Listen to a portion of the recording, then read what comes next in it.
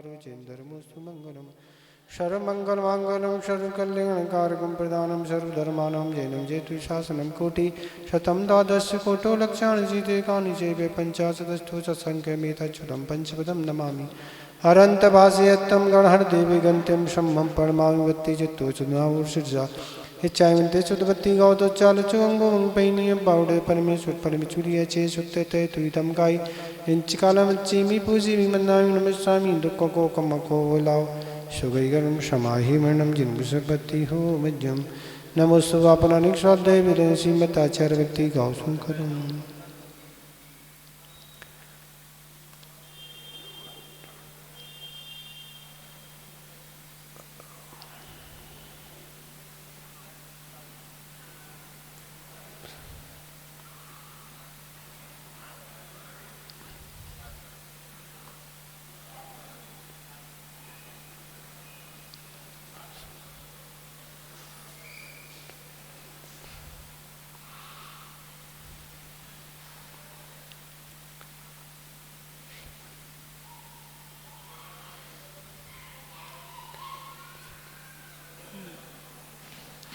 सुत जलधि पार्गे व्यास परमति विभावना पटुमति व्यास चरितपोलिदे भो नमो व्याचति गुण समग्रे पंच व्याचार्य करण सुंदर से सत्सारण गोपश्री दम्बाई शया वंदे गुरुवत्ति चंद्र मेड़ धरंती संसाय शायरम गुरम चिन्नति अट्टगमम जमन पापिंति हे नित्य मित्रंतो निता ध्यानाग्नि होता कुला षटकर्माभिशतुंडा साधु क्रिया साधुवा शील प्रावरणा गुरुपर्णा चंदा दुते दुतगा मोक्षोद्वार कपाट पाठ मटा पीरंतु माम साधवा पूर्वापांतो नित्यं ज्ञान दर्शनायिका चारितानि गंभीरा मोक्ष मार्ग देश का चंदे अरविति गौज चालचो शमनान समनन संयुक्ताणं पंचव्याचारणं आईजियारं आराधि सुनान बुद्धिश्याणं उज्जायणं तीरेल गुण पारयाणं शब्दशाणं निच्कालम चेमी पूजिमी बंदामी नमस्सामि दुख को कम को बोलाओ शुगैगणं समाहि वनं जिन्गुषभक्ति हो मज्जं यस्य स्वयं स्वभावाप्ति रभावे कृष्ण कर्मणः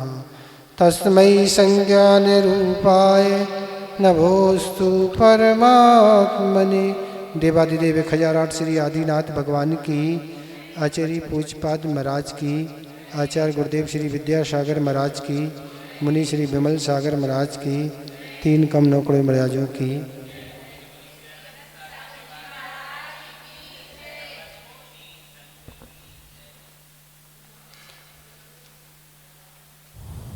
शिष्य कहता है, जब ममता भाव से कर्म का बंध होता है तो कर्म बंद होता है तो निर्ममत भाव करने से कर्म से यह जीव छूटता है। तो निर्ममत भावना करने का क्या उपाय है? शिष्य कह रहा, हमें तो कर्मों से छूटना है, हमें तो संसार से मुक्ति पाना है और बिना संसार के मुक्ति पाए हमें संसार के हम जन्म मरण से नहीं छूट सकते। इसलिए निर्ममत भावना का उपाय क्या है, आप ही बता दें कि हम निर्ममत कैसे बन सकते। उसी के लिए आचार्य महाराज है 27 नंबर श्लोक दे रहे हैं, इसका उच्चारण करें। एको हम निर्ममाः निर्ममाः शुद्धो एको हम निर्ममा शुद्धो एको हम निर्ममा शुद्धो ज्ञानी योगींद्र गोचराः ज्ञानी योगींद्र गोचरा ज्ञानी योगींद्र गोचरा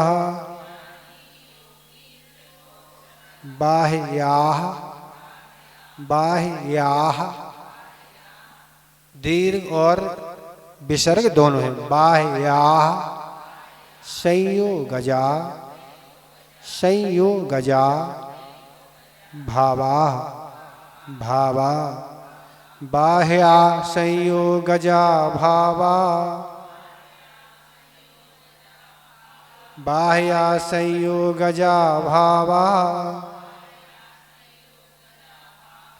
मत्ताः विसर्ग मत्ताः सर्वेपि सर्वेपि सर्वथा सर्वथा मत्तः सर्वेपि सर्वथा,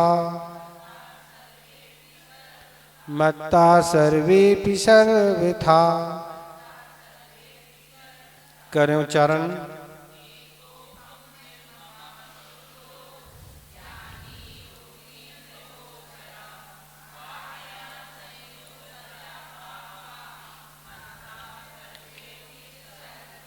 ठीक हो रहा उच्चारण? कहीं कोई कठिनाई हो रही किसी को? सर्वे अपि का है, संधि करेंगे तब होगा। ठीक है, संधि हो गई, आ का लोप हो गया, अपि नहीं। जब तोड़ेंगे तब अपि बनेगा। सर्वे पी, सर्वे पी, सर्वे अपि तो तोड़ेंगे तब सर्वे अपि बनेगा। सर्वे पी, संयोगजा। अब पढ़ ले, देखो ओ की मात्रा है यहाँ पे, उस पे जोर देना पड़ता है, इसलिए गा साथ में पढ़ेंगे तो नहीं, संयोगजा ठीक बनेगा। संयोगजा पढ़ेंगे तो फिर थोड़ा सा ठीक नहीं होगा, हेरस भी हो सकता गा। ये संयोगजा, संयोगजा। ठीक है। और कहीं दिक्कत हो रही किसी को? ठीक से बन गया पूरा उच्चारण? कहीं कोई दिक्कत तो नहीं है? नहीं है। अब चारों चरण एक साथ पढ़ दे रहे, सो सुन लो आप, और जो भी हो तो ठीक कर लेना। चारों चरण हम एक साथ पढ़ रहे, आप सुन के सुधार कर लेना। एको हम निर्ममा शुद्धो ज्ञानी योगींद्र गोचरः, बाह्या संयोगजा भावः, मत्ता सर्वेपि सर्वथा। ठीक है, आप कहीं दिक्कत तो नहीं हो रही? ठीक से बन गया? और देखें क्या कह रहे हैं? अहम एका, मैं एक अकेला हूं। निर्ममा, और मैं कैसा हूं? ममता रहतु मेरा कोई भी नहीं है। शुद्धा, और मैं कर्मों के संबंध से रहित शुद्ध आत्मा हूं, ज्ञानी हूं। योगींद्र गोचरा, और योगियों में जो श्रेष्ठ उनके द्वारा मैं जाना जाता हूं। सर्वे अपि, यहाँ टूट गई संधि। ठीक है, सर्वे अपि, यहाँ संधि हो गई। सर्वे अपि तो क्या करें? संयोगजा भावा, मत्ता सर्वथा बाह्या, सभी कर्मों के तथा शरीर के संयोग से उत्पन्न होने वाले राग देश मोह आदि भाव मुझसे सभी प्रकार से बाहर अर्थात अलग हैं। इसमें आचार्य महाराज शिष्य की बात का उत्तर दे रहे हैं कि निर्ममत हम कैसे बने, ये उपाय शिष्य ने पूछा है कि निर्ममत हम कैसे बन पाएंगे। तो आचार्य महाराज इसमें कहने वाले हैं अहम एका, निर्ममत कैसे बने? ऐसा जब विचार करो कि मैं एक हूं, अकेला हूं। क्या है? 12 भावना में कौन सी भावना है? एकत्व भावना। 12 भावना तो चंद मिनटों में पढ़ दी थी महाराज। राजा राणा छत्रपति हाथन के असवार, और भी तरह तरह की भावना है, बस पढ़ लेती है। कब पढ़ ली? 2-5 मिनट पूरी हो गई। पर उसका अर्थ क्या है, भाव क्या है, ये पता ही नहीं, इसका चिंतन नहीं। इसलिए आचार्य महाराज एक बार कहा था कि पाठ करने की अपेक्षा एक श्लोक गाथा या कोई भी लान, उसका अर्थ रूप चिंतन करने से ज्यादा लाभ होता है। कोई भी आपने इष्टोपदेश का पाठ किया, उसकी अपेक्षा आपने एक श्लोक ले लिया और उसका अपन प्रत्येक पद का चिंतन कर रहे हैं, उससे मन एकाग्रता अधिक बनेगी और मन में क्या होगा, वह धीरे धीरे भाव पूरे आपको बैठ जाएंगे, वो हमेशा के लिए पक्का होगा। तो अब कैसे भक्तमवादी कितने पाठ, तत्वासु कितने कर बैठते, बहुत सारे पाठ करते, पर बस पाठ ही होता है, बाकी और कोई सरोकार सुधार आचरण की कोई बात नहीं, जैसे हम थे सो वैसे हैं।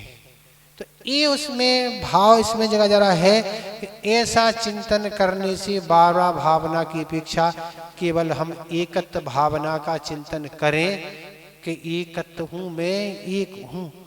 क्योंकि जिस गति से मैं आया हूं अकेला आया हूं, जिस गति को जाना है अकेला जाना है। ये पता है हम जिस परिवार में रहते हैं, हमारा जन्म आज हुआ, हमारे बाद और किसी का जन्म हुआ, हमारे पहले भी किसी का जन्म हुआ, पर साथ की कोई बात ही नहीं, कोई कभी जा रहा कोई कभी आ रहा।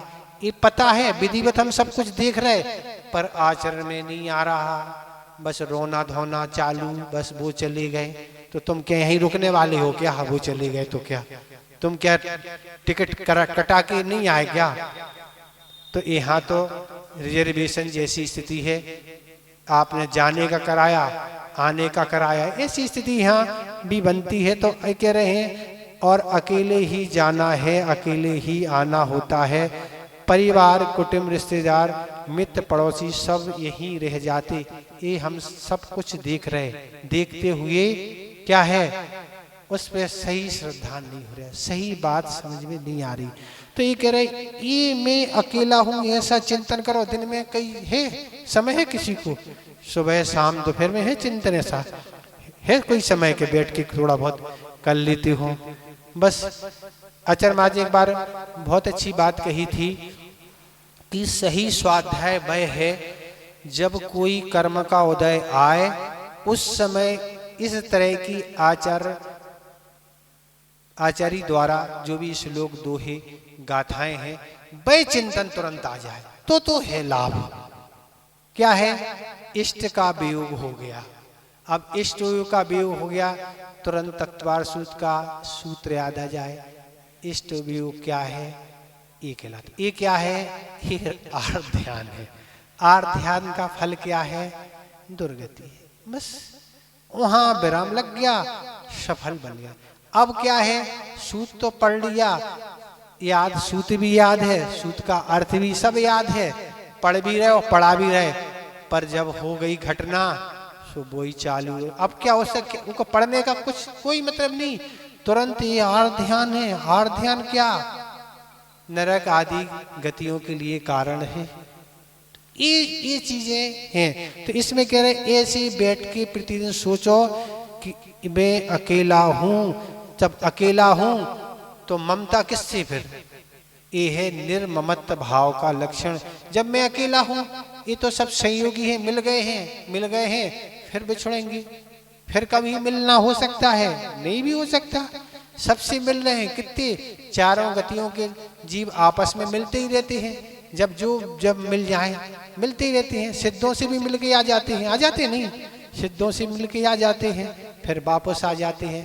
पर सिद्ध भगवान तो मिलते ही नहीं, वो तो किसी को पहचानते ही नहीं। क्यों नहीं पहचानती?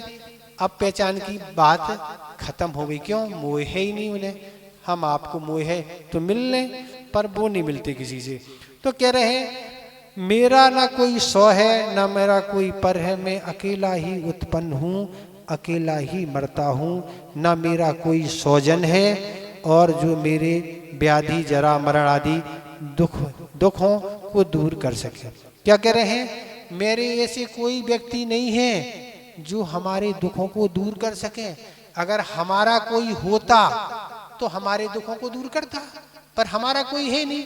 महाराज दुखों को दूर करते हैं तो जब हमारे शाता कर्म का उदय रहता है। क्या कह रहे हैं? जब हमारा शाता कर्म का उदय होता है तब सामने वाला हमारे क्या है कुछ उपचार करे तो हम ठीक हो सकते।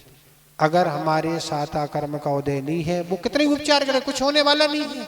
इसी तरह हमारे आशाता कर्म का उदय है तो अगर वो हमें पीड़ा पहुंचाए तो हमें पीड़ा होगी। अगर हमारे आशाता कर्म का उदय नहीं है, वो लाख प्रसाद कर ले, वो कुछ बिगाड़ नहीं सकता हमारा। कैसे बिगाड़ेगा? क्योंकि कर्म की उपलब्धि आवश्यक है।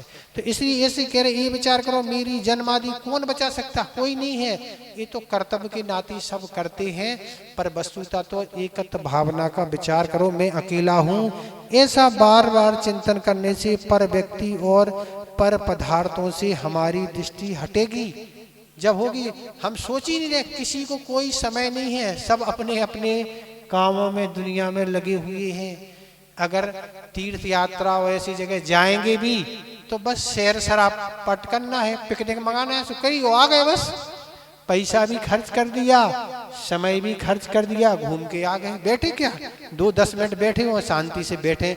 देखो शिखर जी में ऐसे 20 तीर्थंकर यहाँ से कहाँ मुक्ति को पधारे, उनके साथ और कितने और अनेकों आत्माओं ने यहीं से मुक्ति प्राप्त की, भी बरगणाएं यहाँ हैं।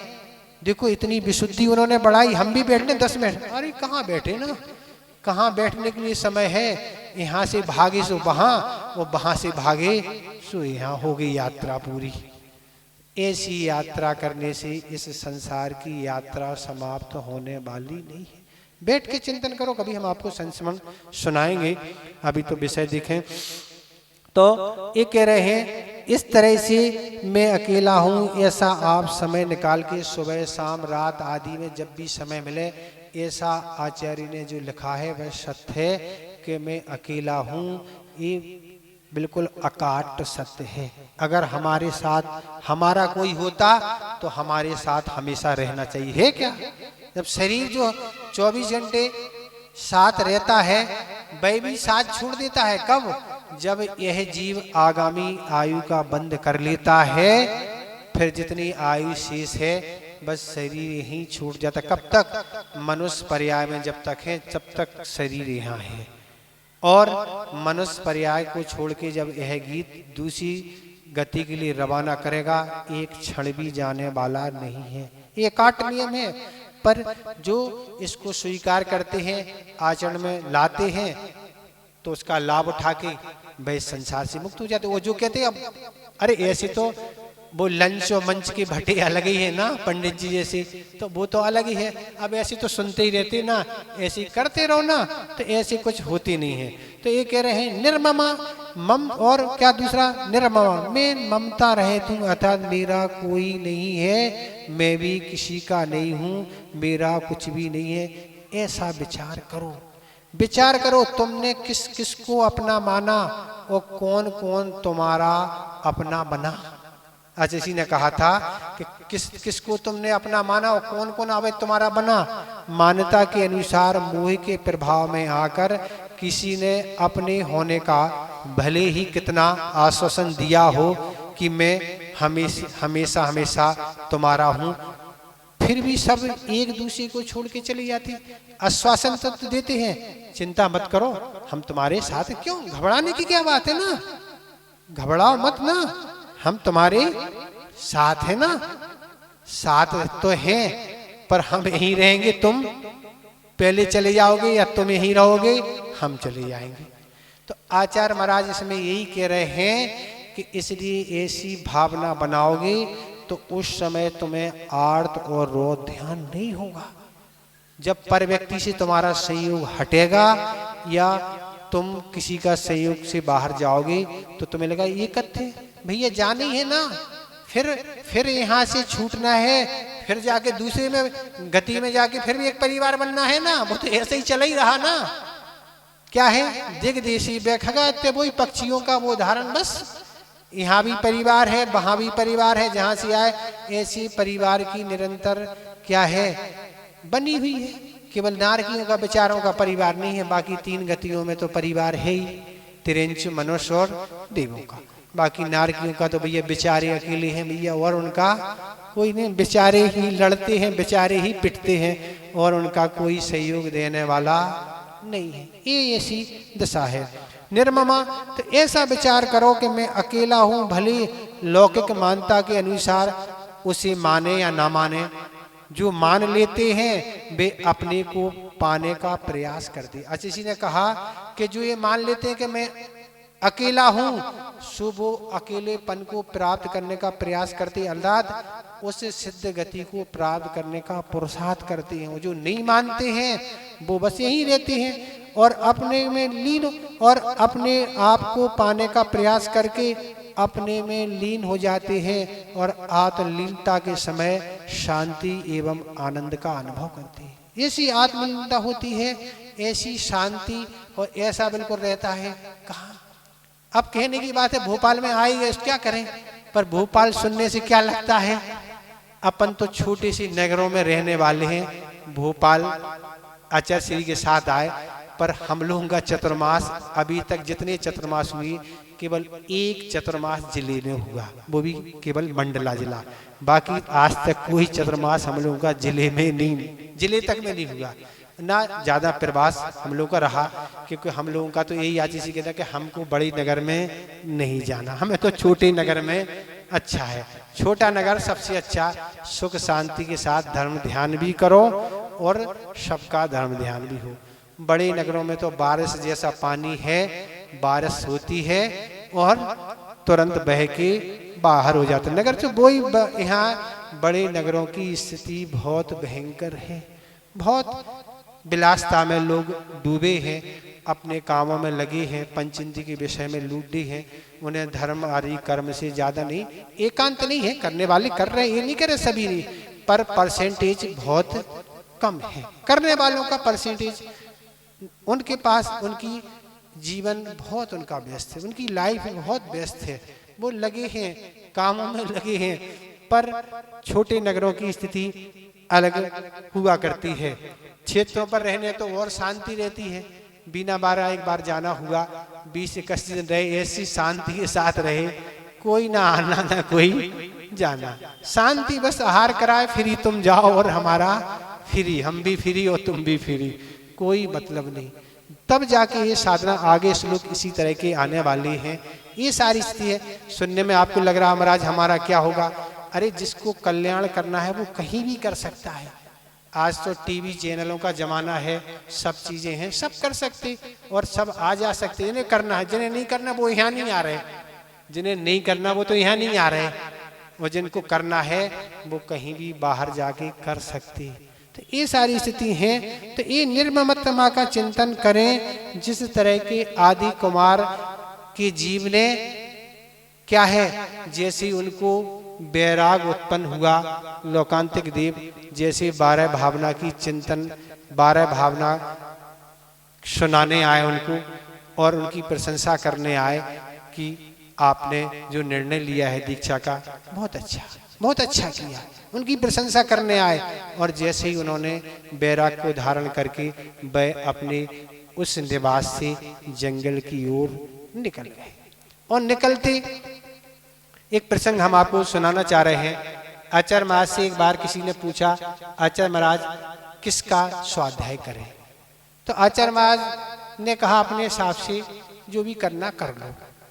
उन्होंने आचार्य महाराज हमने उत्तर पुराण आदि इन ग्रंथों का स्वाध्याय कर लिया, पर आप बताएं किन ग्रंथों का स्वाध्याय करें?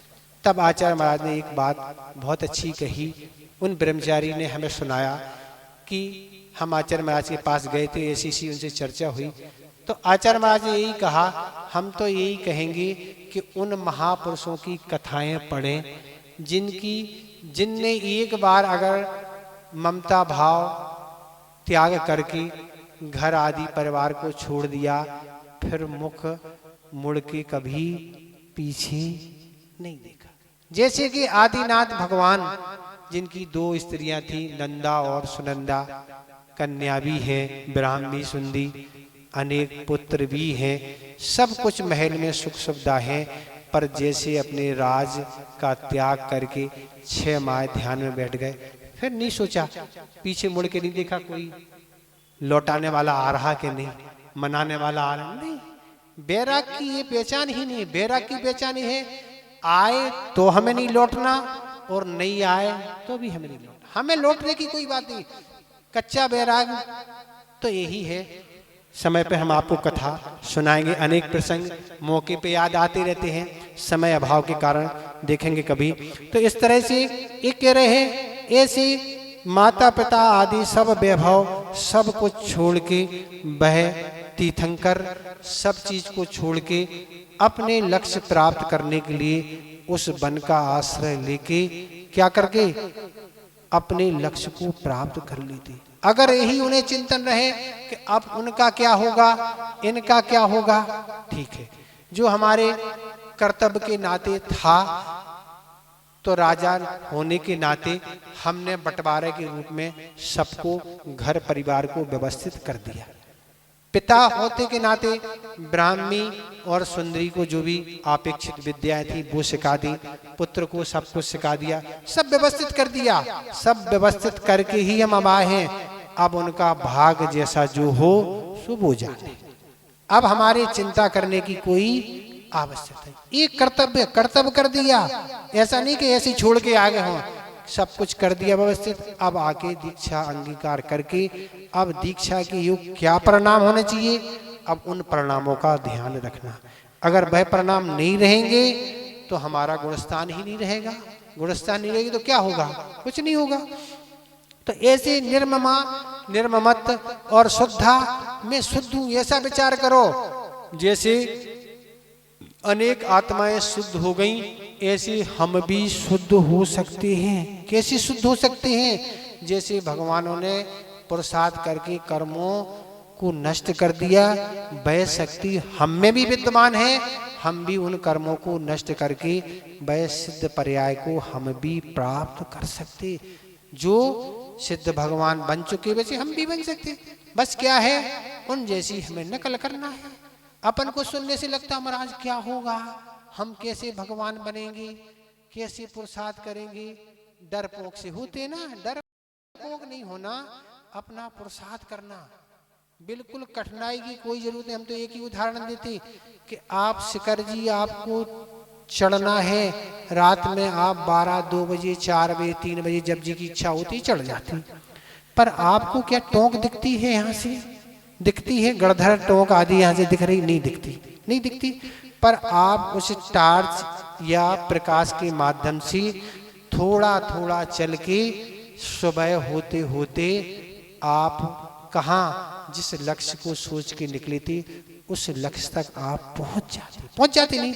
इसी तरह भली आपको अभी डर लग रहा है, जिस तरह आप वहां पहुंच जाते इस तरह आप भी उस लक्ष्य को प्राप्त कर ले। कोई कठिन नहीं है। हम अभी भी कह रहे बस नकल करना सीखना है।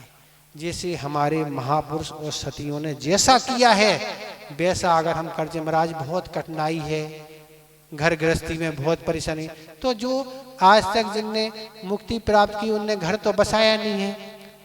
अरे यहाँ के श्रीमान की तो एक ही है, उनकी तो कितनी है बताओ। 8, 16, 32, 96, क्या 96,000 क्या कहलाती ना। पर अनुशासन में रहने वाली, ऐसी नहीं स्वच्छंद नहीं है कि यहाँ घूम रही है कि वहां घूम रही। अनुशासन में रहने वाली है कि जो हमने कह दिया वैसा करना होगा, और वो भी अनुशासन में रहने वाली है तो काम बनता है।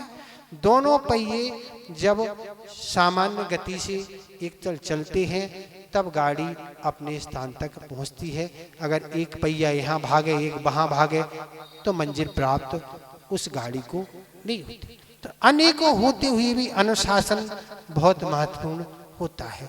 तो ये उन महापुरुषों पर भी सारी समस्याएं परेशानियां, उनके भी पत्नी थी, उनके भी बच्चे थे, उनके भी राजा शत्रु थे, उन पे भी अनेक असाता कर्मों का प्रभाव सब कुछ था, अनेक कठिनाई थी।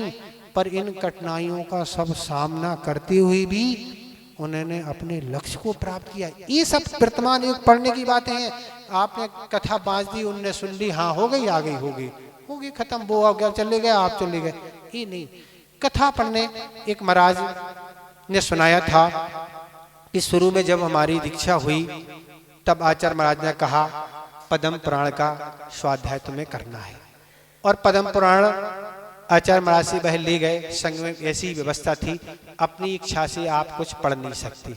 आचार्य महाराज ही ग्रंथ देंगे, वो ही बताएंगे क्या पढ़ना। बहुत पुरानी बात है, तब ऐसी व्यवस्थाएं चलती थी। पेन आदि आप मांग नहीं सकते, पेंसिल मांग नहीं सकते, आचार्य महाराज से आपको रिफिल मिलेगी, सब आपसे। लिखा क्या है पहले बताओ, संस्मरण बाद में सुनाएंगे। तो इस तरह से अनेकों संस्मरण याद आ रहे पर देखेंगे भी। तो ऐसी स्थितियां थी। तब उन महाराज ने पद्म पुराण 1 हफ्ते में 3 भाग पूर्ण कर लिए। अच्छा, महाराज ने कहा भैया 1 हफ्ते में 3 हो गए, ऐसे पढ़ते हो? ऐसे नहीं पढ़ना पड़ते भैया, एक ग्रंथ को बड़े विचार पूर्वक पढ़ा जाता है। अब मान लो पद्म पुराण हो या कोई भी ग्रंथ हो, उसमें जो प्रसंग आया, चाहे सीता का हो, चाहे रावण का हो, चाहे राम का हो, चाहे लक्ष्मण का हो, किसी भी पात्र का हो सकता, पर वह प्रसंग से क्या शिक्षा लेना है? इस प्रसंग में उस जीव को किसके कारण हानि उठाना पड़ी, ये महत्वपूर्ण है। क्या हुआ? सीता को कहाँ वन में क्यों जाना पड़ा? क्यों? पूर्व जन्म में किसी की निंदा की थी, उसके परिणाम स्वरूप वह कर्म उदय में आ गया। अभी नहीं, वर्तमान में कुछ नहीं किया, पूर्व का उदय में आया, उसके कारण ऐसा उसको फल भोगना पड़ा। और भी अनेकों पात्र हैं, उनकी कथाएं पढ़ के ये क्या विचार करें, इसको कैसे हानियां राम को चाहे किसी को, और उसने कितना अच्छा काम किया, कैसे विवेक पूर्वक काम किया, सबको ये चीजें याद रखने की हैं। तो कथा पढ़ने से मतलब बांधती याद तो कुछ है ही नहीं। और हम अपने जीवन में कुछ परिवर्तन तो कर ही नहीं रहे हैं, बस सुन रहे हैं, वो सुना रहे हैं, आप सुन रहे हैं, बस हो गई। पर हमने अपने जीवन में क्या शिक्षा ली उस कथा से? कुछ नहीं ली। पढ़ो आप ऐसे, एक एक कथा आप पढ़ेंगे, इस तरीके से पढ़ेंगे। भले आप तो समय से बांट रहे हैं कि हमें आधे घंटे 1 घंटे करना है, 4 लाइन हो चाहे 40 हो, वो चाहे 10 पेज हो, अपन कोई समय है उतना कर लिया, पर उसको समझ समझ के पढ़ के स्मृति में रख के उस प्रसंग को पढ़ो। आप देखो आपकी पूरी स्मृति आप बन जाएगी कथा की, और आपको ये लगेगा कि हाँ अब हमें इस कथा से ये शिक्षा लेना है। तो अब ऐसे तो आप सैकड़ों ग्रंथ पढ़ जाएंगे, याद तो महाराज कुछ है ही नहीं। क्यों याद नहीं है? आचार्य ज्ञान सागर जी जब पढ़ाते थे विद्यासागर और विद्याधर विद्यासागर को, तब वो कहते थे अगर 1 घंटे स्वाध्याय किया है तो उसका 8 घंटे चिंतन करो। कितना? 8 घंटे। देखो आप क्या, हमें कहाँ है हमारा समय? अरे नहीं है समय, पर कुछ तो दो समय ना, कि आज हमने जो भी पढ़ा, ये आज हमने इस टोपी का 27 नंबर श्लोक पढ़ा, ये क्या कह रहा है? इसके पदों पर अपन जाएं और चिंतन करें कि इसमें हमें क्या है। एको हम ये एकत्व भावना का है, निर्ममा, इन पदों को ध्यान करके 10, 5 मिनट 20 मिनट जो भी समय हो चिंतन करें। फिर हम इस श्लोक से क्या शिक्षा लें, फिर हम में क्या कमी है, हम कहाँ सुधार करें, फिर हम किस अच्छाई को अपना। देखो आपका ज्ञान तो ऐसे भागेगा कि आप कहोगे कि हमें क्या हो गया, आपकी गाड़ी से ज्यादा आप भागेंगे ना। पर ऐसे ऊहापोह से सब कुछ करना पड़ता है, तो आपका ज्ञान भी बढ़ेगा, आपका आचरण भी निर्दोष होगा, आपके कर्मों की निजरा भी होगी, आपको पुण्य का भी बंध होगा, और सब कुछ अच्छा अच्छा ही होगा। इस तरह करेंगे, और इस तरह करेंगे। आगे पाठ पीछे सब पाठ क्या है महाराज आप ही समझो, हम तो नहीं जानते, हमें कुछ नहीं आता। ये नहीं को कुछ नहीं आता, आपको बहुत कुछ आता है। आपके मतलब की बात आपको बहुत कुछ आती है। आपसे भी हमें कहें क्या आपने किया जन्म में, तो आप अभी सब सुना देंगे, वो तो सब याद है ना। हमें कुछ नहीं आता ये नहीं कहो, हमें ये नहीं आता ये कहो। हमें आता तो बहुत कुछ है, पर हमें ये नहीं आता। क्यों नहीं आता? हमारी महाराज रुचि नहीं है, हमारा क्षुषम बहुत कमजोर है। कमजोर तो नहीं कहेंगे, तो कह रहे हैं शुद्ध, तो मैं कर्मों के संबंध से रहते शुद्ध आत्मा हूँ। ऐसा विचार करो कि हम में भी वह शक्ति है, हम में भी भगवान बनने की शक्ति है। उस तरीके से हम भी काम करेंगे तो हम भी भगवान बन जाएंगे। तो शुद्ध दिव्यात्मक नय से हम द्रव्य कर्म और भाव कर्म रूप बंधनों से भिन्न होने के कारण मैं एक शुद्ध हूँ। बस ऐसा विचार करो, तो अब धीरे अब हूँ बनने की, हूँ नहीं, हूँ तो प्रसाद का करेंगे, हूँ नहीं, बनने की शक्ति है, हम बन सकते हैं। हूँ तो फिर कुछ करना ही नहीं ना, जैसे सिद्ध भगवान वैसे हम हूँ, मतलब बनने की हमारे अंदर शक्ति है। दिव्यार्थ न से तो हम शुद्ध हैं, पर पर्याय से हम अशुद्ध हैं। तो अब हम पुरुषार्थ करें। कैसा पुरुषार्थ करें? जो भी कर्म हमारे सत्ता में डले हुए हैं उनको तप के माध्यम से उनको निर्जीव करें, उनको अभाव करें। वह कर्मों का अभाव होगा तो हम सिद्धत पर्याय को प्राप्त कर लेंगे, कोई दिक्कत नहीं ना। ऐसी ऐसी कथाएं आगम में जब आई हैं, बताओ आप कैसे कैसे निकृष्ट व्यक्ति क्या हो गए। अब क्या करें, समय हो ही रहा है, बहुत सारे प्रसंग हम दबाते चले जा रहे, दबाते चले जा रहे। अब कहाँ तक दबाएं, अब सुन ही लेना। आज एक ही श्लोक रहने देंगे क्योंकि समय हो जाएगा। तो क्या कह रहे हैं कि बहुत सारे जीव ऐसे कथानक आते हैं, बहुत सारे प्रसंग ऐसे रहते हैं कि ऐसे जीव इस संसार से मुक्त हो जाते हैं। एक कथानक आता है, एक राजा था और राजा का जो शत्रु राजा था वह उस पर हमेशा आक्रमण करता था, हमेशा वह परेशान करता रहता था और वह राजा बहुत परेशान था। उसने काफी प्रयास किए पर वह राजा अपने शत्रु राजा को जीत नहीं पाता था। तब उसने राजा ने पूरे नगर में सूचना करवा दी कि हमारे शत्रु राजा को जो हमारे पास पकड़ के लाएगा उसको हम मुँह मांगा इनाम देंगे। जब सूचना सारे नगर में प्रसारित हुई, राजा के पुत्र ने भी ये सूचना सुनी, तो राजा के पुत्र ने जाके अपने पिता से कहा, आपको ये सूचना नगर में करवाने की कोई आवश्यकता नहीं, ये काम तो बहुत छोटा सा काम है राजन, हम तो बहुत सहज से कर लेंगे। और वह राजा का जो पुत्र था वह उस पुत्र ने शत्रु पर जाकर आक्रमण कर दिया। काफी आक्रमण करके राजा को बंदी बना के अपने पिता के सामने उस शत्रु राजा को उपस्थित कर दिया। पिताजी, ये है आपका शत्रु राजा। पिता काफी प्रसन्न हुआ। पिता ने कहा, हमने वरदान दिया था कि मुँह मांगा इनाम देंगे।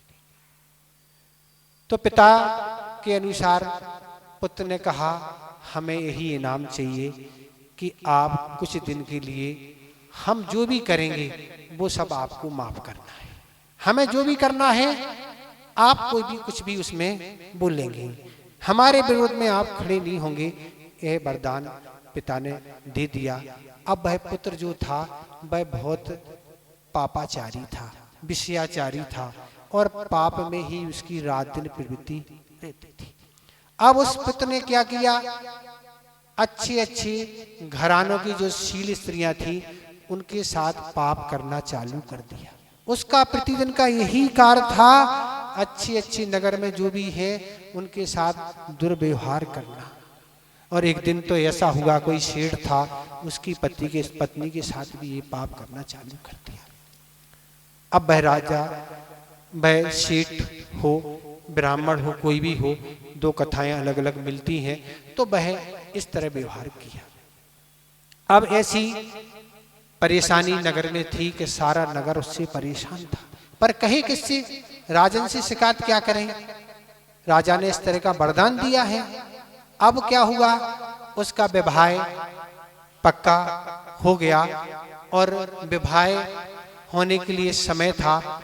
तब उसके भाई ने कहा, अपन चलते हैं, भगवान का समूषण आया है, समूषण में भगवान के दर्शन करने। और उसका बड़ा भाई उसको लेके समूषण पहुंचा। और समूषण में जैसे ही पहुंचे और भगवान की दिव्य धुनी वहाँ खिल रही थी, अनेक लोग वहाँ प्रश्न कर रहे थे, लोगों की शंकाएं समाधान हो रही थी। वहाँ अनेक लोग महाव्रतों को अंगीकार, अणुव्रतों को अंगीकार, सम्यक दर्शन आदि सदाचार को सब कुछ ग्रहण कर रहे थे। अनेक भगवान की वाणी से अनेक प्रकार के लोगों में निरंतर सुधार हो रहा था। और जब उसने भगवान के समूषण में जाके सुना कि पापों का तो ये फल होता है, पाप और कषाय और इन विषयों की वृत्ति ऐसी, तो उन नरकों में जाके ऐसी घोर कष्ट सहना पड़ते हैं। और मैंने तो कितना पाप कर लिया है, कैसे कैसे मैंने इस जीवन में पाप किए हैं, और इस पाप का फल तो हमें नरगति में, दुर्गति में जाकर भोगना पड़ेगा। इसकी सजा तो वही है, भगवान बता रहे हैं। और जैसे ही उसने सुना और उसको सम्यक दर्शन हो गया, और उनने भगवान से वही निवेदन उससे कर दिया कि हमें तो अब दीक्षा चाहिए। और वो अपने बड़े भाई से कहता है, आप तो घर जाओ ना, हम अब जाने वाले नहीं हैं। बड़ा भाई कहता है, ये मजाक कर रहा हूँ। मजाक नहीं, मैं नहीं जाने वाला हूँ, मैं तो दीक्षा लूंगा। नहीं नहीं, अरे तुम्हारा विवाह पक्का? अरे विवाह हो गया, हमें नहीं जाना है, विवाह अब नहीं करना है। अब इस संसार के माया जाल में हमें नहीं फंसना है, हमने बहुत तरह के पाप कर लिए। और उसको मनाने के उपरांत भी उसने दीक्षा धारण कर ली, और दीक्षा धारण करके जंगल में बहे चला गए। मुनि महाराज में जंगल में चहके अनेक प्रकार के तप करके वह उपसर्ग केवली बन गए। कौन? गज कुमार थे। एक कथानक आराधना कथा को उसके हिसाब से अलग है, उत्तर पुरादि के लाभ से अलग है।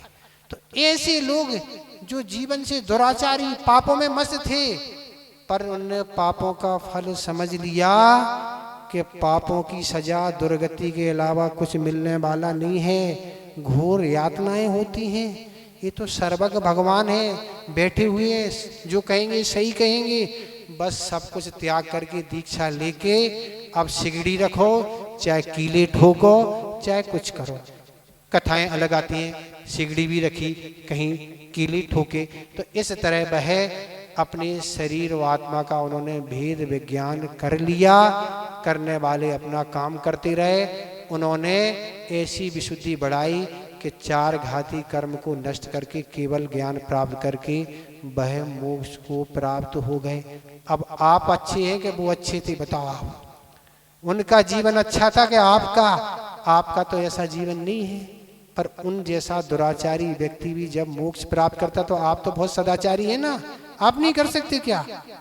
कर सकते, पर वस्तु स्वरूप सही समझ में आए नहीं। हम जो भी पाप कर रहे हैं वो हमें एक मतलब स्वयं भोगना पड़ेंगे, कोई साथ देने वाला आना नहीं है। हमें स्वयं भोगना पड़ेगा, चाहे पुण्य हो और चाहे पाप हो। सुख में सब शामिल है, दुख में कोई शामिल होने वाला नहीं है। सब अपने अपने मतलब के हैं, सब स्वार्थी। पढ़ते तो हैं ना, पढ़ते हैं ना, पढ़ना तो अपने बहुत अच्छा आता है, पर आचरण में नहीं आता है। तो ये सारी स्थिति गज कुमार की यह कथा आराधना कथा को उसके हिसाब से है। ऐसे घोर व्यसनी पापों में लिप्त, पर ऐसे उन्होंने ये उपक्रम करा के कर्मों को नाश करके सिद्धत अवस्था को प्राप्त कर लिया। तो यही हम आपको बता रहे हैं। बताओ कितना सा समय लगा, वहां से जाके और काम कर लिया। इस तरह आपको भी अवसर मिलता है, ऐसे अपने को कभी भगवान का सम्मोहन मिलता, अवसर मिलता है, तो उस अवसर को चूकना नहीं, अपना काम कर लेना, नहीं तो संसार यूं बना रहेगा। ज्ञानी, और अगला पद क्या है? मैं ज्ञानी हूँ, सो पर प्रकाशन स्वभाव वाले होने से मैं ज्ञानी हूँ, राग देश विषय कसाय से रहत हूँ। इस तरह से मैं ज्ञानी उसे ही कहा है, वह जिसका ज्ञान उसको आचरण रूप में ढल चुका है। ज्ञानी उसको नहीं, पुस्तक से पढ़ने का नाम ज्ञानी नहीं, ज्ञानी उसे ही कहा जो है सो अपने आचरण में है, आचरण में ढला हुआ है। योगेन्द्र गोचरा, और योगियों में श्रेष्ठ उसके द्वारा जाना जाता हूँ। और मैं कैसा हूँ हमें सामान्य व्यक्ति जान नहीं सकते हैं। योगियों में जो श्रेष्ठ हैं, तो योगियों में श्रेष्ठ कौन है? ऐसे केवली भगवान ही हैं जो सबकी आत्मा के स्वरूप को जानते हैं। योगियों में श्रेष्ठ तो केवल भगवान। योगी में प्रमुख कौन होते हैं? ऐसे तीर्थंकर भगवान होते हैं। उनसे बड़ा इस दुनिया में कोई नहीं होता है। वह सबकी परिणतियों को समझते हैं, उनके केवल ज्ञान में सब कुछ झलकता है, सब समझ में आता है। आप क्या कर रहे हैं? तो ऐसे योगियों में जो श्रेष्ठ हैं उनके द्वारा मैं जाना जाता हूँ, हमारी परिणति उनके ज्ञान में झलकती है। सामान्य ज्ञान सामान्य ज्ञानियों के विषय में हमारी परिणति नहीं समझ में आ सकती है। तो ऐसे कह रहे हैं सर्वे अपि संयोगजाः भावा मत्ता सर्वथा बाह्या। तो सभी कर्मों के और शरीर के संयोग से उत्पन्न होने वाले ऐसे राग देश मोह आदि मुझसे सभी प्रकार से बाहर अर्थात अलग है। तो ऐसा विचार करो, ये सभी कर्मों के तथा शरीर के संयोग से उत्पन्न होने वाले जो हमारे में राग देश उत्पन्न हो रहे हैं, राग देश क्यों उत्पन्न हो रहे हैं? कर्मों के कारण। पूर्व में हमने कर्म किया था, उसके उदय के कारण किसी वस्तु से राग हो रहा, किसी वस्तु से रोग देश हो रहा, किसी से मोह हो रहा, कर्मों के कारण हो रहा। पर ये राग देश करना हमारा स्वभाव नहीं, मोह करना हमारा स्वभाव नहीं। हम कर रहे हैं पर हमारा स्वभाव नहीं। जब हम ऐसा चिंतन करेंगे, जब तो वो छूटेंगे ना, हम सोचे हमारा स्वभाव है, करते चले जाओ, करते चले जाओ। तो 11 नंबर वाला श्लोक याद रखो, राग देश द्वयी दीर्घ है नेत्राकर्षण कर्मणा अज्ञानात सुचरम जीवा संसाराब्धौ भ्रमत्यसु। बस 2 डोरियां घूम रही हैं, चल रही हैं, दही से मक्खन निकल रहा है, छाछ बन रही है। तो ये राग और देश दूरियां 2 डोरियां हैं, इनके कारण मथानी घूम के इस संसार में वह जीव घूम रहा है। कब से? सुचरम, अनादि काल से, कोई पता नहीं, घूम रहा है, ये इसकी स्थिति बनी हुई है। तो ये कह रहे हैं ये सभी कर्मों के राग शरीर के संयोग से उत्पन्न होने वाले राग देश मोह आदि मुझसे सब भिन्न हैं, ये अलग हैं, ये हमारा राग देश करना हमारा स्वभाव नहीं। ये सभी प्रकार ज्ञानावरणी आदि जो भी कर्म है, इस तरह जब हम बार बार चिंतन करेंगे तब राग देश पर हमारा विराम लगेगा। न तो पल पल चल रहे हैं महाराज, 1 मिनट 1 सेकंड नहीं रहता, देखा राग होता, मित्र है राग हो गया, शत्रु है बस क्या है देश हो गया, ये हमारा तो बैरी है ना, ये इसको नहीं देखना, क्या हो गया बस। ये मोह की परिणतियां हैं, क्षण क्षण हम जिसमें डूब रहे हैं, क्षण क्षण बताओ आप कैसे छूटेंगे?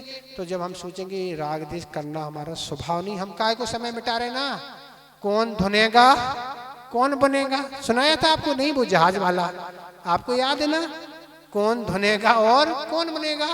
उसमें हम माथा पच्ची अपने समय को इन्वेस्ट कर रहे हैं और मन को थका रहे हैं, फालतू में कोई मतलब नहीं ना। क्या करना हमें, कौन धुनेगा कौन बनेगा हमें नहीं, मतलब जो कि जिसको धुनना हो और जिसको बुनना हो सो बुनता रहे, ना हमें धुनना है ना हमें बुनना है। तो इस तरह यह श्लोक हो गया। आचार्य महाराज यही कह रहे हैं कि अगर तुम्हें निर्ममत बनना है तो ये विचार करो, मैं एक अकेला हूँ, हमारा किसी से ममता भाव नहीं है, ये सब संयोग भाव संसार में मिला है, कर्तव्य के नाते हम उनके साथ रहते हैं, पर मेरा अस्तित्व अलग है, उनका अस्तित्व अलग है। ऐसा चिंतन आप समय निकालते हुए करो, नहीं तो समय तो जा रहा है महाराज, एक एक दिन खसकते जा रहे हैं। चतुर्मास को भी 1 महीने से ज्यादा हो गया है, और भोपाल में आए हुए 1.5 महीने हो गए हैं, हो गए नहीं, 2 तारीख को आए थे, आज 14 तारीख है, 1.5 माह हो गया है, और कुछ समय बचा है, धीरे धीरे कब हो जाएगा पूरा, हो जाएगा पूरा। आप कहाँ, आप वहीं रहेंगे, हम कहाँ, हम चले जाएंगे।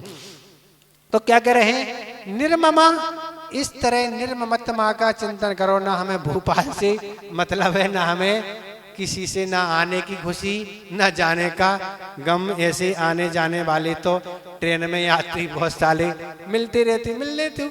और क्या कह रहे, शुद्ध, मैं शुद्ध हूँ, मैं शुद्ध हूँ, शुद्ध होने की शक्ति है और ज्ञानी हूँ। इस तरह से योगी के द्वारा जानने हो, इस तरह राग देश की परिणति से रहित होने का उपक्रम करना होगा, तब हम जाके इस संसार से हम छूट सकेंगे, संसार का अभाव कर सकेंगे। संसार तो अनादि निधन है, उसका कभी नाश नहीं होना है, हमें अपने संसार का नाश करना है। संसार को आप नष्ट नहीं कर सकते, अपने लोटे को छान सकते, दुनिया के लोटे को, समुद्र को नई बिलछानी डाल सकते। अभी तो एक बाल्टी की ही बिलछानी नहीं डल रही है, तो समुद्र की बिलछानी कहाँ डलेगी।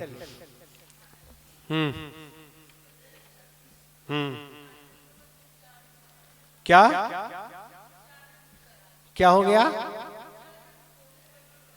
उच्चारण करना। 27 नंबर जो नहीं 26 24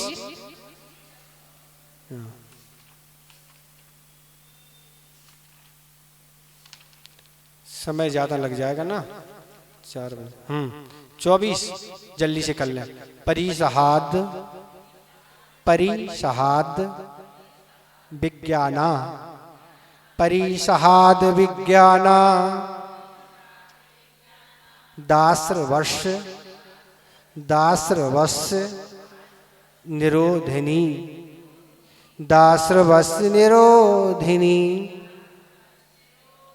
जायते ध्यात्म योगेन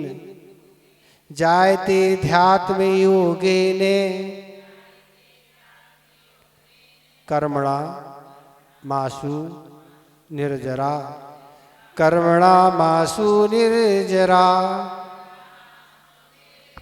ठीक हो गया? 24 25 कटस करता है मिति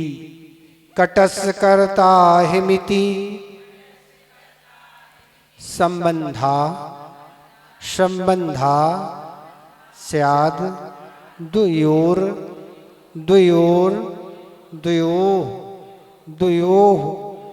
संबंधा स्याद द्वयोः ध्यानं ध्येयं यदात्मैव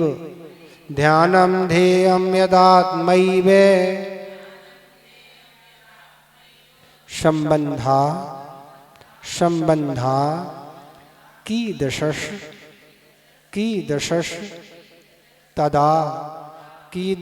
तदा संबंधा कीदृशस्तदा। ठीक हो गया? 26 बद्धते मुच्यते जीवाः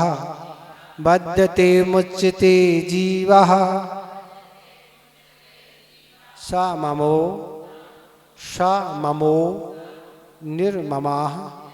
निर्ममाः किर्मात् सा ममो निर्ममा किर्मात् तस्मात् सर्व प्राकाशराघात सर्वप्रयत्नेन तस्मात् सर्वप्रयत्नेन निर्ममत्वं विचिन्तयेत्। पूछ रहे थे आप कल, तो ऐसे हमने विचिन्तयेत् पढ़ा था, वैसे नाटक करे तो अच्छा रहेगा। विचिन्तयेत् ऐसा उच्चारण अच्छा बनेगा।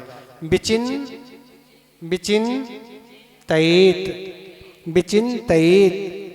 निर्ममत्वं विचिन्तयेत्। ठीक हो गया? और कहीं किसी को कुछ पूछना तो नहीं? सब श्लोक अब जो छूट गए वो तो छूट गए, हम क्या करें? आप पकड़ो ना, हम क्या करें? उच्चारण आदि या जो भी पढ़ गए ऐसे तो हम नहीं बार बार पढ़ा सकते। ठीक है, इस तरह ये हो गया। इस संबंधी कुछ पूछना तो नहीं? आज का श्लोक अर्थ उच्चारण आदि सब हो गया। एक शंका है कि जो जीव नरक चले जाते हैं उनको सम्यक दर्शन कराने देव जाते हैं, तो पहला, दूसरा और तीसरे नरक तक देव सम्यक दर्शन कराने जाते हैं।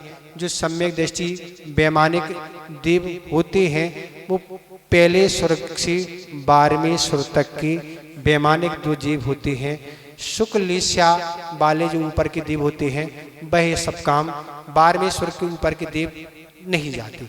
पर ऐसा बताते 12वें स्वर्ग तक के वैमानिक देव, उनका कोई भाई है, पूर्व जन्म में भाई हो, प्रेमी जन हो, मित्र हो, उनका कोई साथी हो और उन्हें जब वह स्वर्ग में उत्पन्न हुए और उनने स्वर्ग में अपने ज्ञान से जाना कि हमारा जो भी मित्र भाई आदि था वो ऐसे पाप करके नरक में चला गया, और नरकों में तो अब क्या कर सकती, वहाँ की कष्ट भोगना पड़ेंगे। तो वैमानिक देव वहाँ पहले तीसरे नरक तक चले जाते हैं और उस जीव को धर्मोपदेश दे के उसको सम्यक दर्शन करा देते हैं।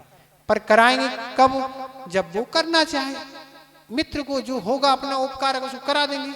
पर देखो सीता का जो उदाहरण आता है, सीता का वह बैरी, देखो आप ये सम्यक दृष्टि की वो देखो करना आप। अब यहाँ क्या लगा रहे, हम ये कहना चाहते हैं कि देखो किस तरह की तत्व ज्ञानी होते हैं और किस तरह के अच्छे लोग होते हैं। देखो रावण ने सीता के साथ गलत किया, ये तो पक्का सबको ज्ञात है। पर सीता क्या कहती है, हम अगर हमारा ऐसा रूप नहीं होता तो हमारे साथ वो करते ही नहीं ना, उसकी कोई गलती नहीं, गलती हमारे कर्म की है। और सुनते हैं दो आचार्यों के मत हैं कि अगर सीता का जीव कोई कहता 12वें स्वर्ग गया, कोई कहता है 16वें स्वर्ग गया। तो 12वें स्वर्ग गई है सीता, तो वह रावण को नरक में सम्यक दर्शन कराने या धर्मोपदेश देने गई, इसलिए कि देखो हमारे कारण उसका बिगड़ गया, नरक जाना पड़ा, तो वह उसको सम्यक दर्शन कराने गई। और अगर 16वें स्वर्ग गई है तो वो जा नहीं सकती, तो सुनते हैं कि उसने दूसरे को भेज दिया, भैया हम तो जा नहीं सकते, तो 12वें स्वर्ग के कोई देव को भेज दिया, भैया चले जाओ उसको संबोधन कराओ, सम्यक दर्शन होके उसका काम हो जाए। बिगड़ तो बिगड़ गया पर आगामी जीवन तो सुधर जाए ना, सम्यक दर्शन होगा तो सब अच्छा हो जाएगा। तो ऐसे अनेकों आगम में प्रसंग मिलते हैं जो जीव नरक चले जाते हैं, पर जो मित्र आदि उनके जो हैं सम्यक दर्शन करा देते हैं। तो देव नरकों में जाते हैं पर देवों को नरक संबंधी कोई दुख नहीं होते हैं। पर अगर चाहे देव के हम नारकी को ले आए स्वर्ग तो ला नहीं सकते। पद्म पुराण में एक कथानक आता है कि वह लाना चाह रहा है पर मोंग जैसा पिघल गया, वो आ ही नहीं रहा, बहुत प्रयास किए, नहीं बाहर हो ही नहीं सकता, वो अपने बिल से बाहर नहीं हो सकता, नरक से तो दूर ठीक है। तो ऐसे जीव को संबोधन करने आदि नारकी को जीव देव जाते हैं, सम्यक दृष्टि जाते हैं। मित्र होंगे तो जाएंगे, शत्रु होगा तो लड़ाने जाएंगे, क्या है बुरा ना मानो होली है, और लाड़ पिटाई करने जाएंगे, लड़वाएंगे एक दूसरे, नारकी को खूब लड़वाएंगे, स्वयं मारते हैं, पिटाई भी करवाते हैं, स्वयं भी मारते हैं देव जाके, और बहुत परेशान करते हैं। तो मित्र होगा तो अच्छा काम करेगा, शत्रु होगा तो पिटाई करेगा। इस तरह ये आपका विषय हो गया है, ठीक है। तो अब आगे तो लगाना है क्लास के, नहीं कहीं जाने आना तो नहीं है अब आपको, पकवान वगैरह समाप्त हुए नहीं अभी रखे होंगे ना, देख लें धीरे धीरे अपन प्रयास तो कर रहे हैं, समाप्त करने की हो रही है, जल्दी कर लेंगे। पर विषय कुछ ऐसे आ जाते हैं, आपको अभी भी श्लोक ऐसे अच्छे अच्छे आने वाले हैं जिनमें बहुत अच्छी अच्छी आपको चीजें मिलेंगी। कल हमने आपको बताया ही था कि अध्यात्म अपने जीवन में सब कुछ अच्छा करने वाला है, भली किसी चीज से अंतर आए नहीं आए, पर अध्यात्म अगर अपने जीवन में है तो सब कुछ अच्छा हो जाए। उसी को लेके संस्मरण आ रहा है, तो आप संस्मरण सुने। आचार्य ज्ञान सागर महाराज का संलेखना काल चल रहा था, वह समाधि मरण की ओर थे। तो आचार्य विद्यासागर महाराज और मुनि ज्ञान सागर महाराज दोनों अकेले बैठे हुए थे। और ज्ञान सागर महाराज ने सोचा आज तो मौका बहुत अच्छा है, कुछ कहने के लिए लोग रहते हैं तो कुछ कह नहीं पाते हैं। तो उन्होंने कहा, मुनि ज्ञान सागर महाराज ने, आचार्य विद्यासागर जी, हमने तो आपको अपना गुरु बना लिया, पर ये बताओ आपने हमें अपना शिष्य बनाया कि नहीं? हमने तो आपको गुरु बना ही लिया, सब कुछ आपकी शरण में आ गए, सब कुछ त्याग करके आपकी आज्ञा को सुरोधार कर लिया, अर्थात हमने आपको गुरु बना लिया, पर आपने हमें शिष्य बनाया कि नहीं? ये तो बताओ ना। अगर आपने हमें शिष्य बना लिया तो बस एक बार हमारे सिर पर हाथ रख के वत्स कह के सहला दो, तो हम मानेंगे कि आपने हमें अपना शिष्य बनाया। देखो एक इतने बड़े गुरु 82-83 साल की उम्र, और इनकी उम्र तो 25-26 वर्ष की लगभग रही होगी, एक नाते पोते की तरह हैं, पर होते हुए एक आचार्य और गुरु हैं। पर आचार्य महाराज भी समय सार अनेक ग्रंथों को पढ़ के बहुत अध्यात्म उनके अंदर था। तब आचार्य महाराज कहते, आचार्य महाराज ज्ञान सागर, मोक्ष मार्ग में कौन किसका गुरु है और कौन किसका शिष्य है, कोई नहीं आचार्य महाराज। ऐसे उन्होंने क्या है उस बात को गमा दिया। तो ऐसे जैसे गुरु थे वैसे शिष्य था, ऐसा नहीं। देखो हमें उसको क्या है आचार्य को जूझा, हाँ देखो हमसे गुरु महाराज हाथ रखने वाला आचार्य, देखो क्या ये कभी नहीं उनके अंदर आया। नहीं, आज भी हमारे गुरु ही हैं। ऐसी उनके अंदर अध्यात्म भरी करुणा थी, सब कुछ था। ऐसे पूज्य ज्ञान सागर महाराज, ऐसे पूज्य विद्या सागर महाराज, दोनों ही निराले संत हैं। ऐसे ऐसे संस्मरण पन्ने मिलते। समय आपका हो गया। बुद्धि समाधि परिणाम शुद्धि स्वात्मोपलब्धि शिव शौक सिद्धि चिंतामणि चिंतित वस्तु दाने तुम बंद मानस ममासु।